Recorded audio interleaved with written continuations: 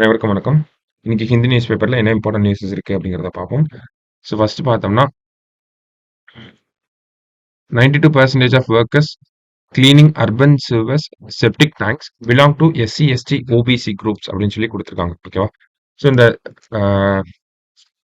Drainage cleaning இந்த septic tank கிளீனிங்ல இருக்கக்கூடிய ஒர்க்கர்ஸ் பார்த்தோம்னா இந்த கம்யூனிட்டிஸ்ல இருந்து தான் அதிகமாக இருக்காங்க அப்படின்னு சொல்லி ஒரு சர்வேல நமக்கு சொல்லியிருக்காங்க. சரிங்களா? ஸோ இது ரிலேட்டடா இருக்கக்கூடிய ஸ்கீமை பத்தி தான் இந்த ஆர்டிக்கல்ல கொடுத்துருக்காங்க. ஸோ அதை பத்தி நம்ம பார்ப்போம். சரியா? ஸோ என்ன சொல்லியிருக்காங்க அப்படின்னு பார்த்தோம்னா லாஸ்ட் 4 இயர்ஸ்ல 2019ல இருந்து 2023க்குள்ள பார்த்தோம்னா இந்த மாதிரி ஜாப்ஸ்ல எவ்வளோ டெத்ஸ் ஏற்பட்டிருக்கு அப்படின்னு பார்த்தோம்னா அட்லீஸ்ட் 377 பீப்புள் வந்து இந்த மாதிரி ஹசார்டஸ் ஒர்க்கிங் கண்டிஷனால இறந்து போயிருக்காங்க. சரிங்களா? அப்ப ministry of social justice and empowerment வந்து பார்த்தோம்னா 2023ல இந்த ஸ்கீம் கொண்டு வராங்க. நமஸ்தே அப்படிங்கிற ஸ்கீம். ஃபர்ஸ்ட் நமஸ்தே அப்படிங்கிற ஸ்கீம் யாரோட ரிலேட் ஆயிருக்கு அப்படின்னு கூட கேட்கலாம். நமக்கு இந்த செப்டிக் டேங்க் கிளீனிங், சூவர் கிளீனிங் அதோட ரிலேட் ஆகி வரக்கூடிய ஒரு ஸ்கீம். ஓகேவா? ஸோ இந்த ஸ்கீம்ல என்ன பண்றாங்க அப்படின்னு பார்த்தோம்னா a scheme to mechanise all sewer work and prevent deaths due to hazardous cleaning work அப்படின்னு சொல்றாங்க. ஓகேவா? அப்ப இந்த மாதிரி இருக்கக்கூடிய ஜாப்ஸை வந்து மெக்கானைஸ் பண்ணணும் அப்படின்னு சொல்றாங்க. மெக்கானைஸ் இந்த சென்ஸ் ரோபோட்டிக்ஸை வந்து உள்ள கொண்டு வர்றது, மெக்கானிக்கல் இன்ஸ்ட்ருமெண்ட்ஸ் வந்து உள்ள கொண்டு வந்து இந்த ஹசார்டஸா இருக்கக்கூடிய ஒர்க்கிங் கண்டிஷன்ஸை நான் ஹசார்டஸா மாத்தி அதனால ஏற்படக்கூடிய இறப்புகளை கம்மி பண்ணணும் அப்படிங்கறதா இந்த திட்டம். ஓகேவா? இந்த ஸ்கீம் பொறுத்த வரைக்கும் பார்த்தோம்னா self employment scheme for rehabilitation of manual scavengers SRMS அப்படிங்கிற இந்த ஸ்கீமை ரீப்ளேஸ் பண்றதுக்காக கொண்டு வந்திருந்தாங்க. ஓகேங்களா? சோ இந்த நமஸ்தே ப்ரோக்ராம் யாரை டார்கெட் பண்ணுது அப்படின்னு பார்த்தோம்னா இந்த Namaste program targets workers directly associated with sewer and septic tank cleaning அப்படின்னு கொடுத்துருக்காங்க. ஸோ யாரெல்லாம் டைரக்டா இந்த செப்டிக் டேங்க் கிளீனிங்ல அசோசியேட் ஆயிருப்பா அப்படின்னு பார்த்தோம்னா டிரைவர்ஸ் இருப்பாங்க, அந்த வண்டியை ஓட்டக்கூடிய டிரைவர்ஸ், ஹெல்பர்ஸ் இருப்பாங்க, மிஷின் ஆபரேட்டர்ஸ் இருப்பாங்க, கிளீனர்ஸ் இருப்பாங்க. இவங்களெல்லாம் ஃபோக்கஸ் பண்ணி தான் இந்த ஸ்கீமை கொண்டு வந்திருக்காங்க. சரியா? Its goal is to profile such workers in a nationwide enumeration exercise அப்படின்னு கொடுத்துருக்காங்க. ஓகேவா? சோ அப்ப இந்த மாதிரியான தொழில்கள்ல எவ்வளவு பேர் ஈடுபட்டிருக்காங்க அப்படிங்கறத ஒரு டேட்டாவா நம்ம கையில எடுக்கணும் அப்படிங்கிறது இந்த ஸ்கீம் கீழே இருக்கக்கூடிய ஒரு கோல். அடுத்ததா என்ன பண்றாங்கன்னா கிவ் தெம் சேஃப்டி ட்ரைனிங். ஓகேவா? சேஃபா எப்படி இந்த மாதிரியான கண்டிஷன்ஸ்ல ஒர்க் பண்ணணும் அப்படின்னு சொல்றாங்க. So give them safety training and equipment and offer capital subsidies that good turn sewer and septic tank workers into sanipreneurs or sanitation entrepreneurs அப்படின்னு சொல்லி கொடுத்தாங்க. இப்ப இவங்களுக்கு என்ன பண்றாங்க? ஃபர்ஸ்ட் இந்த நமஸ்தே ஸ்கீம் கீழே இவங்களுக்கு ரிஹாபிலிட்டேஷன் அப்படிங்கறத பண்ண போறாங்க. சரியா? எப்படி பண்ண போறாங்க? எவ்வளவு பேர் இருக்காங்க அப்படிங்கறத கண்டுபிடிக்க போறாங்க. கண்டுபிடிச்சு அவங்களுக்கு சேஃப்டி ட்ரைனிங் கொடுக்க போறாங்க.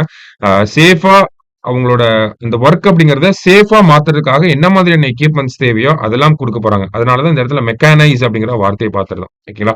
ஸோ மெக்கானிக்கல் இன்ஸ்ட்ருமெண்ட்ஸ் நிறைய தேவைப்படும் இல்லையா? அதெல்லாம் வந்து கொடுக்க போறாங்க. சப்சிடிஸ் கொடுக்க போறாங்க. சப்சிடிஸ் கொடுக்கறது மூலியமா அவங்களுக்கு தேவையான எக்யூப்மெண்ட்ஸ் அவங்க கம்மியான காசுல வந்து வாங்கிப்பாங்க.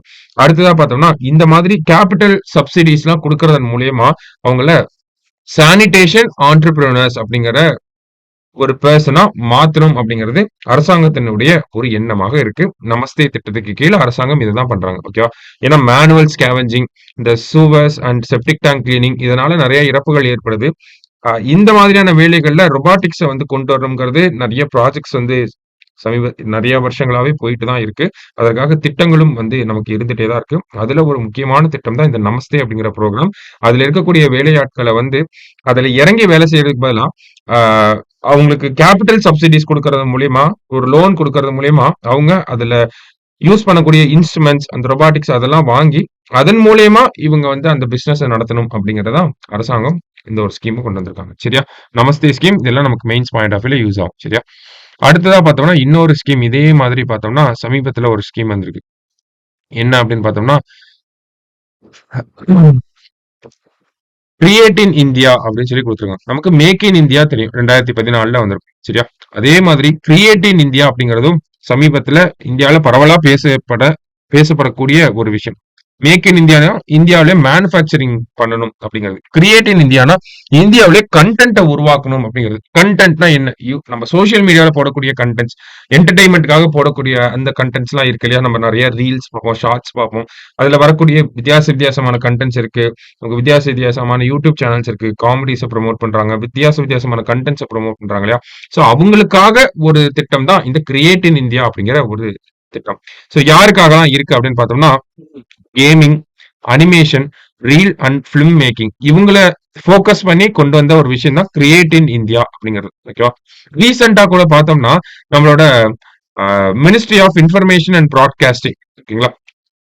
இன்ஃபர்மேஷன் அண்ட் பிராட்காஸ்டிங் என்ன பண்ணியிருப்பாங்க அப்படின்னு பார்த்தோம்னா, கிரியேட் இன் இந்தியா அப்படிங்கிற இந்த ஸ்கீம்க்கு கீழ ஒரு 25 சேலஞ்சஸ வந்து கொண்டு வந்திருக்காங்க. ஓகேவா? ஸோ 25 சேலஞ்சஸ் கொண்டு வந்திருக்காங்க.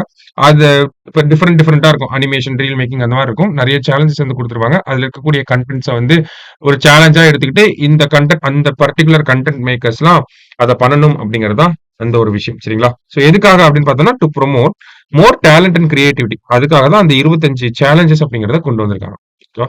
ஸோ கிரியேட் இன் இந்தியா அப்படிங்கிறது இந்தியால இருக்கக்கூடிய எவால்வ் ஆகக்கூடிய ஒரு செக்டாரா இருக்கு.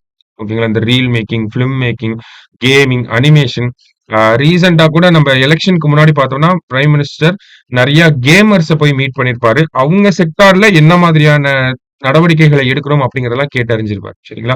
ஸோ இந்தியன் கவர்ன்மெண்ட் இதையும் ப்ரமோட் பண்ணுது அப்படிங்கிறத நம்ம தெரிஞ்சுக்கணும். கிரியேட் இன் இந்தியா அப்படிங்கிறத நமக்கு சிம்பிளா ஒரு 6 மார்க்கா கூட கேட்கலாம். இல்ல எலாபரேட் பண்ணி கூட எழுத சொல்லலாம். ஸோ அதுக்கேத்த மாரி நம்ம ஒரு ஆன்சர் ப்ரிப்பேர் பண்ணி வச்சுக்கணும். சரிங்களா?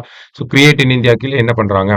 என்ன மாதிரியான challenges Ministry of information and Broadcasting கொண்டு வந்திருக்காங்க? ஸோ இந்த கிரியேட் இன் இந்தியா கீழ என்ன மாதிரியான சேலஞ்சஸ் வந்து இருக்கு? அப்படிங்கிறதெல்லாம் நம்ம நோட் பண்ணி வச்சுக்கணும். சரிங்களா? ஸோ இந்த ஒரு விஷயம் நமக்கு மெயின்ஸ் பாயிண்ட் ஆஃப் வியூல யூஸ் ஆகும். ஓகேவா? ஸோ இன்னைக்கு இம்பார்ட்டன்ட்டா இருந்த ஆர்டிகல்ஸ் இது 2 தான். நாளைக்கு நியூஸ் பேப்பர் ரீடிங்ல மீட் பண்ணலாம். Thank you.